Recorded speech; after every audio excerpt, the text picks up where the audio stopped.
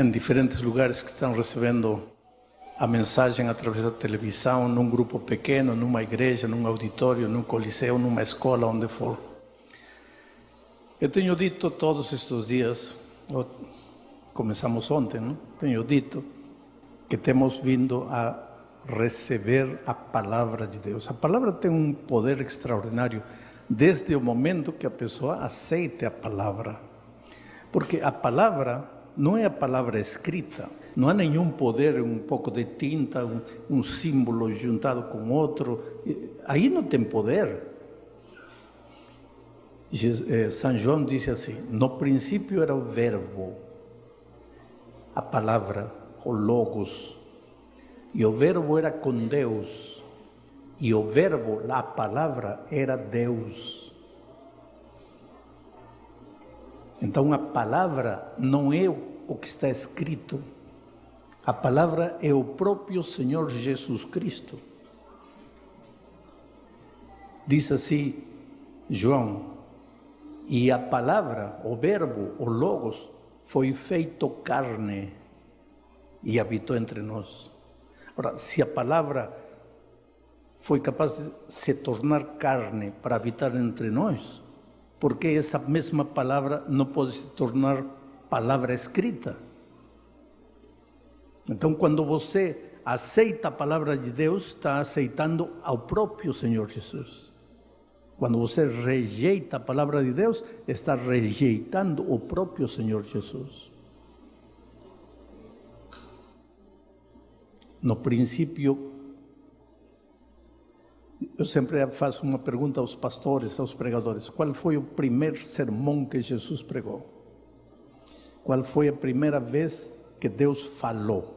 Porque a pregação, o sermão, é Deus falando. Quando foi a primeira vez que Deus falou lá na criação? Seja luz, e a luz foi.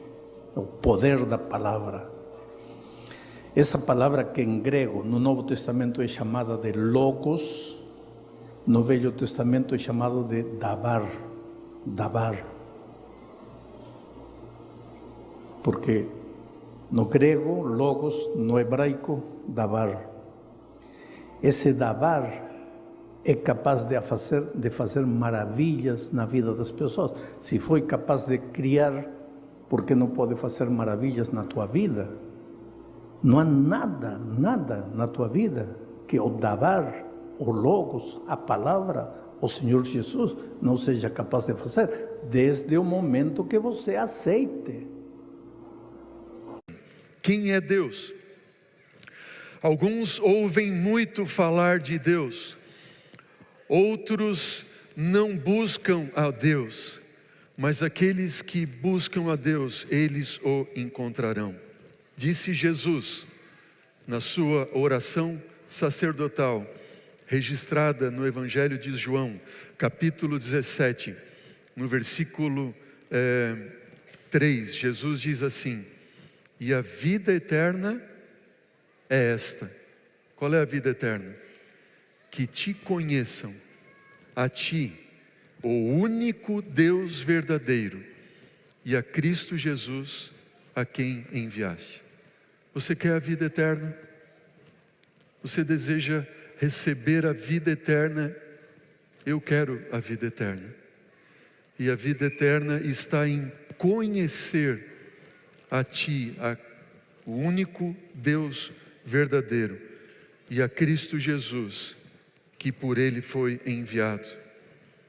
Mateus, Jesus disse, e suas palavras estão registradas em Mateus 22, versículo 37, diz: respondeu-lhe Jesus: amarás o Senhor teu Deus de toda a tua alma, de todo o teu coração e de todo o teu entendimento. Mas a pergunta que eu faço é: como posso eu amar alguém que eu não conheço? É possível amar alguém que eu não conheço? O que você acha? Sim ou não? Não tem como amar quem nós não conhecemos, não é verdade? Mas nós precisamos conhecer a Deus, buscar conhecer o Senhor. Ó queridos, para nós conhecermos a Deus, nós temos uma vasta gama de do que Deus deixou a nós revelado sobre si mesmo. E a primeira revelação que nós temos, que está aberta para nós, acerca de Deus, é o que nós chamamos em teologia de revelação geral ou revelação natural. Qual é a primeira revelação que a gente tem de Deus? Revelação o quê? Revelação geral. Diz para mim, qual é a primeira revelação de Deus? Revelação geral ou natural. O que é a revelação geral ou natural? É a revelação que nós temos de Deus na natureza. Ok? Nós temos um texto bíblico, vou pedir para pôr aqui na tela para você. Romanos capítulo 1, versículo 20. Olha o que diz o livro de Romanos, quando Paulo escreve aos Romanos. Porque os atributos invisíveis de Deus, isto é, o seu eterno poder e a sua divindade, claramente se reconhecem desde a criação do mundo, sendo percebidos por meio das coisas que Deus fez. Por isso os seres humanos são indesculpáveis. A revelação geral é quando o ser humano, ao olhar para a natureza, ele pode ver na natureza atributos de Deus como seu poder e a sua divindade. Desde o microcosmo até o macrocosmo, todas as coisas revelam acerca de um Deus Criador. E aqui eu penso na ciência. A ciência, ela não é contrária às Escrituras. A ciência não é contra o Deus da revelação bíblica. Não. Pode ser que alguns cientistas não creiam em Deus.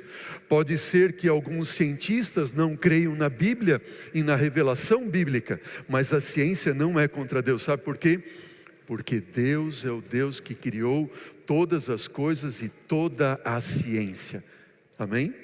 Você acredita assim? Não. Deus criou. Você olha para os astros, você vê a revelação de Deus. Você olha para o universo e você vê a revelação de Deus. Você olha para uma célula, para um sistema do corpo humano, você vê uma revelação de Deus. Você olha para uma flor, você vê Deus ali sendo revelado como seus atributos de poder e sua divindade. A segunda revelação, qual é a primeira mesma revelação que nós temos de Deus? Onde? Revelação geral, na natureza. Segunda revelação de Deus é o que nós chamamos de revelação especial. E essa revelação especial nós temos onde? Nas Sagradas Escrituras, na Palavra de Deus. E eu cito aqui, segundo o livro de Pedro, capítulo 1, versículo 19 a 21.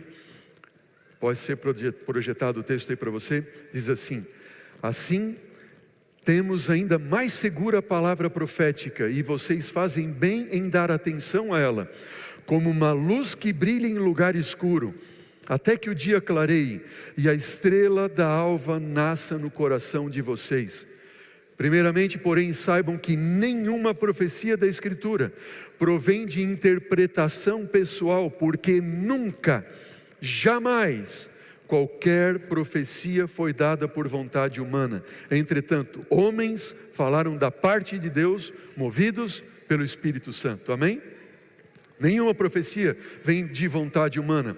Tudo foi escrito por seres humanos, mas o autor é um só, que é Deus. E nós temos esta revelação especial acerca de Deus, seus atributos, seu poder, sua divindade, sua vontade, seu caráter.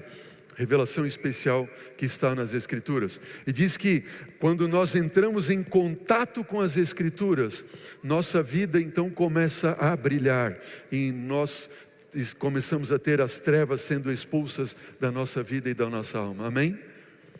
Aqueles que entram em contato com essa revelação especial nunca mais são as mesmas pessoas. Ela transforma, a Bíblia santifica e ilumina. Qual é a primeira revelação que nós temos de Deus? Como é que a gente chama? Revelação o quê? Geral. Segunda revelação especial, na palavra de Deus. E a terceira revelação é na pessoa do próprio Cristo Jesus. Hebreus capítulo 1, versículo 1 a 3 diz: Havendo Deus outrora falado muitas vezes, de muitas maneiras, aos pais pelos profetas, nestes últimos dias nos falou pelo Filho, a quem constituiu herdeiro de todas as coisas, pelo qual também fez o universo. Ele, Cristo Jesus, é o resplendor da glória, a expressão exata do seu ser, sustentando todas as coisas pela palavra do seu poder. Depois de ter feito a purificação dos pecados, assentou-se à direita da majestade nas alturas. Revelação geral, natureza. Revelação especial, palavra de Deus. E a revelação de Deus na pessoa do próprio Cristo Jesus.